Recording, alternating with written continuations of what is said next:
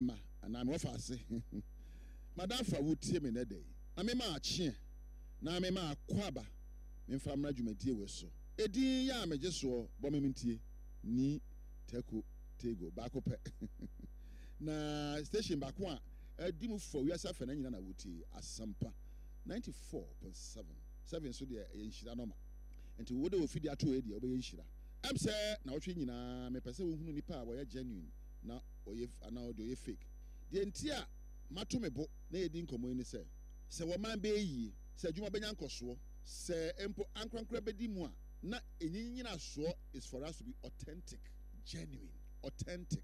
Se Yakopon boy no esu o de ma ye no ye gina so ayi bibie ba obeka se de ne o anya de ne is a way of thinking. One will say ye wo no ya beto ye no na wo to aso na bi wa na wo to aso no ye se na obia boa nyoma no de ma na busua. Are you getting me? People are clamoring for properties and possessions for themselves and for their families. And to obi dia mfa me ho we ya media ye ni we ya dia adwene mu.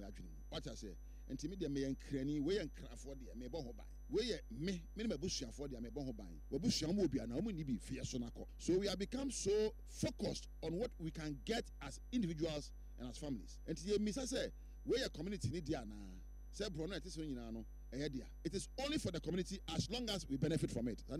Say nya dia na ebenya so for so dia enka nsuo no buagu a emenya me fie na eba gota na achoku a eni me fie ahuna metie no. Then we come to a larger picture. Omano nya dia we ya ban adwuma so mo no mo pe na mo se ye vote ma wom na ye vote o omenya ni anhwe. So we all become spectators to the growth of our lives because we think somebody must do. That is a living that has the nature of being fake. I'm sorry to say it. So fake nature or thinking, it drives us to look for things for ourselves only. Minkwa, yankwa, head yakadi and say. Into make be a brown so I fee na obia prana nim no the rent fee na ni apre fee hono the ben wono yare ba be fam aba. Neba edi first kwajo wa yade o one more will be ba onokra ni second. Me ba na ni first da bia na yemfa na oga. So we are self-centered and not others focused. Fake. Wonyame oboye no so ye ne sa ka obi jao. Ko mo obi hune e wona nim no de wo de akwa akiri akawo onam we kasa be waso wa pampam. But you see, God has no favors. Woma wo bia sa susu se de tie nti yo bia tentini tie o kokko ni hwan yo ye nyina nyame mayade ye sefata. God has your interest and my interest at heart. He wi asekase nyina woto nsuo ni mnemu onka se Ghana for them won sorry be 30 million tomato show happen. Nsuo no to am obi anya be ebi enom e de dua no bae. That is authentic thinking, that others may benefit. Onipa and the last one me nyanwe ade ba ko abehunu nipa ye fake pa onim ade ko. They are not considerate. Oba shawbo, but the problem is keeping them. Inka sabium nyaka mapon oba kira se o ensuma wasuri ensuma na ho no metimi ate abrewo na nso abosia ko ntumi fanhye wonsa se onim obi o fake ya ntumi fa ho nto on so da o meba 8 o'clock 8 na kai na metio 12 or send na me na mu abuntimenti bi amma onim obi sa ho adwumam. Oh, I am late because car na. Please, fake people are not considerate. Say one minute obi ho say nipa ya meeting trash ni ha no enya say bia ontimi nye o enya say ontimi ma promise the obama papa but keeping them no so obama promise na ba mu no e ade so a into emra all kan nyina no onim say onye. Oh sir, I'm coming for interview. No about interview. Can you do? Yes I can do. Oh yes I can do. Obeye oba adwuma no mu a agro empapa mu gossip. Hey waji na awie late crowd of anakwa uye mu ono mombu afu ye ka manim dodo adam enko a on hwe ni mu nka se dia me ye enye o enye ni pasuni na ya dia ba ko no su benchire. And they don't regret, they don't have remorse for not keeping their promises. Fake shebwa hwe ne kama no agya tum so akwa de oyade but boshe no ade bechi ade besa bosume beba afi beba no nya ho hwe.